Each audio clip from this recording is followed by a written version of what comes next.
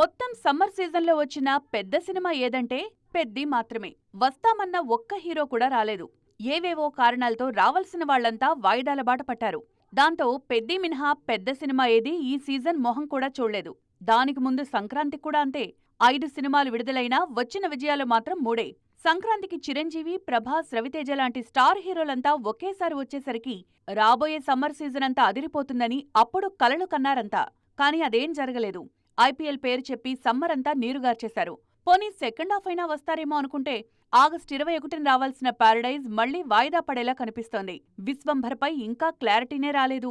నాని కెరీర్లో first time Paradise విషయంలోనే planning అంతా మిస్ఫైర్ అవుతోంది.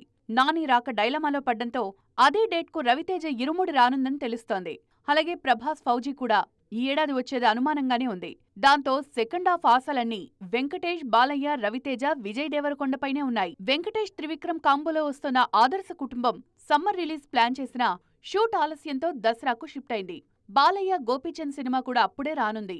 సెప్టెంబర్ 11న రణబాలితో విజయ్ దేవరకొండ రానున్నారు. సెకండ్ హాఫ్లోనే సంబరాల ఏటిగట్టు, వృషకర్మ, నాగబంధన్ లాంటి సినిమాలు రానున్నాయి. వీటిపైనే టాలీవుడ్ ఫ్యూచర్ ఆధారపడుంది.